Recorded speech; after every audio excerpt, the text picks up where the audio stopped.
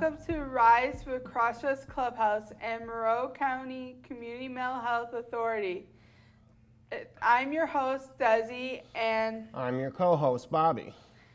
Today we have our guest, Alex Saleh, and we're going to get to know him today, and hopefully we'll see how things roll. So, Alex, could you tell us a little bit about yourself? Yeah. First and foremost, I'm one of the access clinicians at Community Mental Health in Monroe. A little bit of background about me. I have a master's in social work and a bachelor's in social work. I got my master's at University of Michigan, where I am also, at the same time, trying to help grow a wheelchair basketball team there to play at a collegiate level. Anything else? That's awesome, man. What inspired you to get into the field that you're in, social work? So what really inspired me to kind of go into the role of social work is to, when I was younger, I really enjoyed helping others. I really enjoyed talking to others. My family really encouraged me that social work would be a good option when I was finally in college.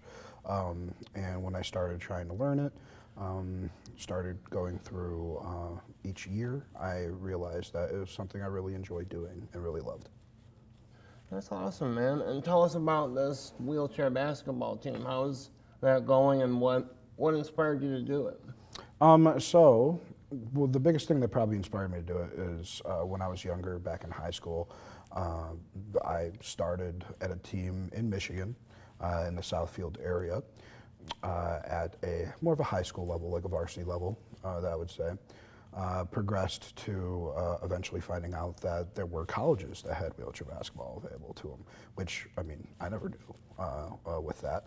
I always thought that it was something more for able-bodied people, but when I found out it was something with somebody with a disability like myself, I was like fully into that option. Yeah. So I went to school out in Pennsylvania that had a wheelchair basketball available there at a collegiate level.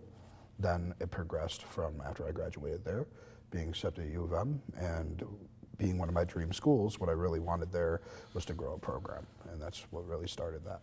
That's awesome, man. That's awesome. You know, because like you said, you didn't even know that was a thing. Except, I mean, the only thing I had a reference to that as younger was The Simpsons would show, you know, wheelchair basketball, but everyone was getting hurt on the, But no, that's awesome, man. It's great for people with disabilities that are in wheelchairs, especially to be able to exercise and be healthy and have something to do too. Yeah.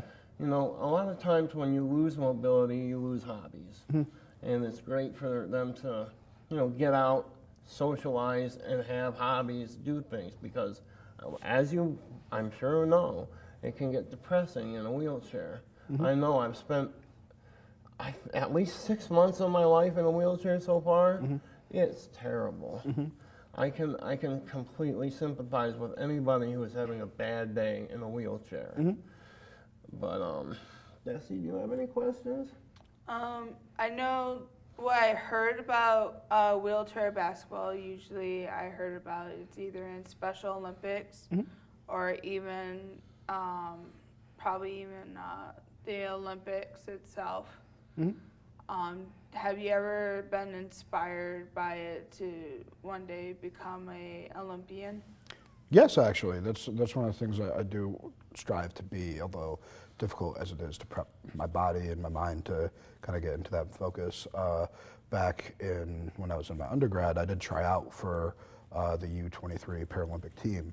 I didn't make the team, unfortunately, but I want to continue to strive for making it to that level. Well, that's great, man. Now you're a big guy. I mean, have you ever tried like shot put or weightlifting? I'm serious. You're even wider than I am, dude. Your shoulders are huge.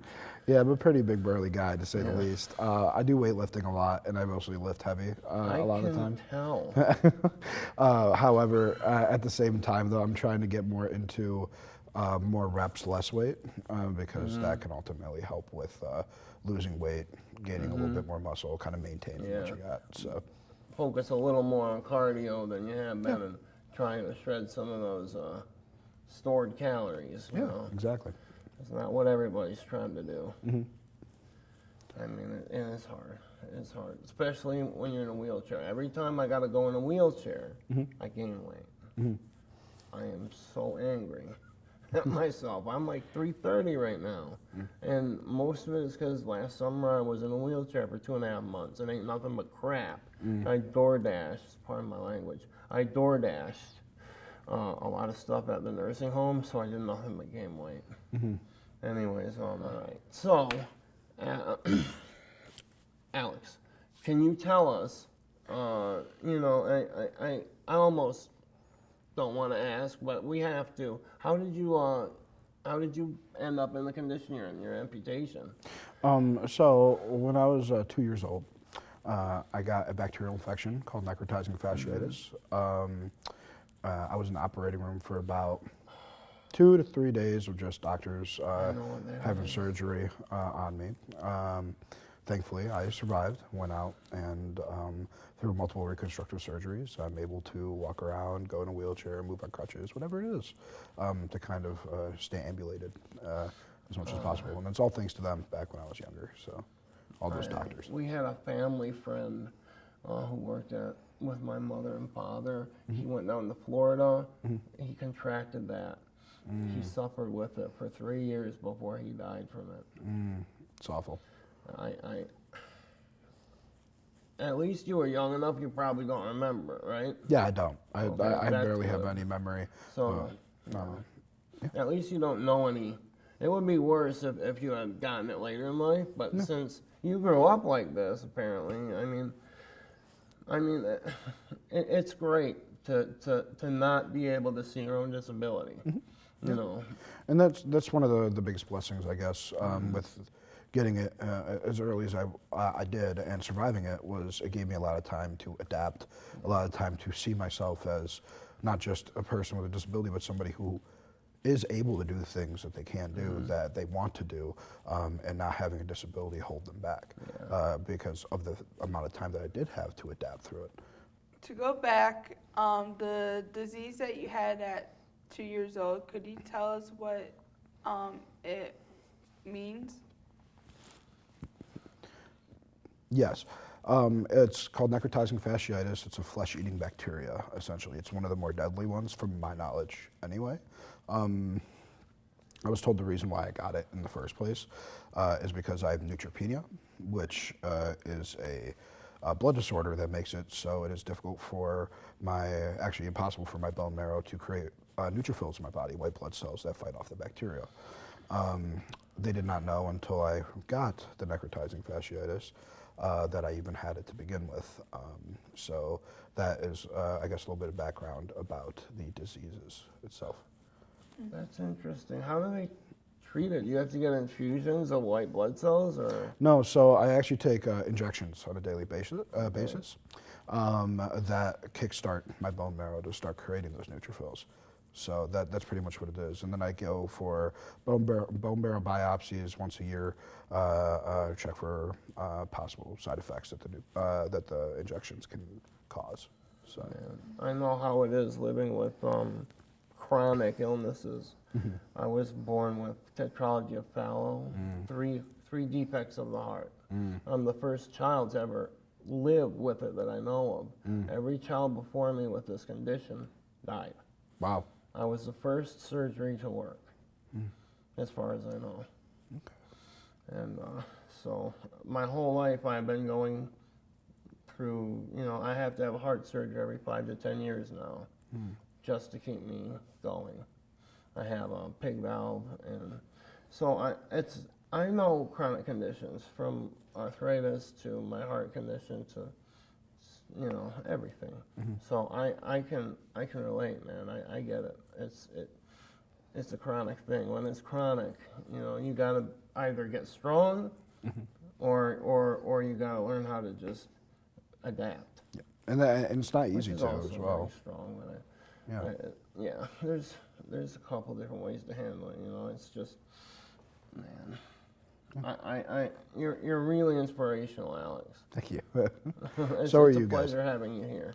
Desi, do you have any questions All for him? going back onto your social work degree in college, how did you become I guess a member of the Monroe CMH or the Monroe Community Mental Health Authority? Yeah, good question. I guess we could start back from my grad school days, where I started my internship at Washington County Community Mental Health. I was a case manager there for IDD, for Developmental Disability Department. I was there for about a year, and then I was looking for another job in community mental health, and I saw that Access had an opening, and out here in Monroe, and I threw my hat in, my resume in there, and I ended up getting accepted. Okay, for the position. that's really cool. Yeah. That's awesome, man. Could you tell us more about Access? Yeah. So the Access Department, essentially what my role is to do intake for people coming in for services, as well as taking crisis calls for any kind of specific crises in the mental health field, or to do specific pre-screens for psychiatric inpatient hospitalizations. Okay. So, say if I had to do a crisis call and if we somehow met, would you help me get through that crisis? Essentially, yes. That is what the job would entail. Would try to kind of work through a crisis plan, a safety plan, or whatever the situation would be that the crisis is being called for. Try to find the best way to troubleshoot it. Try to find the best way to help with avoiding that crisis from happening again through the safety planning, the crisis planning, whatever it is. I try to get to ultimately. Okay, and of course, me being a consumer of community mental health, you would also be in contact with my case manager as well, right? Yeah, so a part of, especially with anything community mental health related, for the majority of job positions, is you're always on a team with other people, including case managers, including supervisors, as well as other access clinicians as well. So if anything happens to a specific person that is currently receiving our services, right after I'm done working with them, the first thing I do is set up an email, a call, whatever it is, with the case manager, with the supervisor, whoever I need to do to kind of create the team necessary to be able to figure out what to do next, what the next steps are after the crisis is solved. So you have a team that works under you, obviously, or Not under me, no. Okay, you're part of a team. I'm part of a team. You're part of a yes. team. Okay, I know somewhat how, because I've been in the Monroe County Mental Health Authority system for a while. I didn't know. I know there's certain teams for different specific tasks that they have. You know, there's intake, there's crisis, there's, you know, there's just, I don't know, where you come in and just redo your, I don't know what that's called, but IPOS. Sorry. But there's many facets of it, and I think by far crisis is the most important because, you know, it's like there are people that severely need help when they need it. And it's so sad that you call 911 and you're more likely to get a person who has a mental disorder shot in some areas.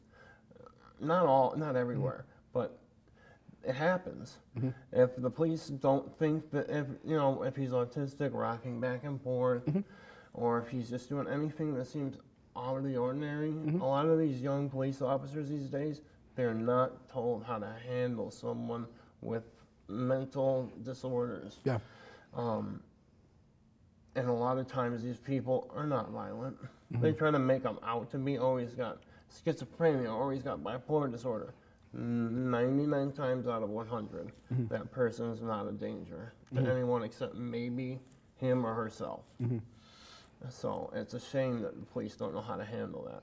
We were talking to Adam Anastasieff last week, and he was talking about building a mental health 911 team.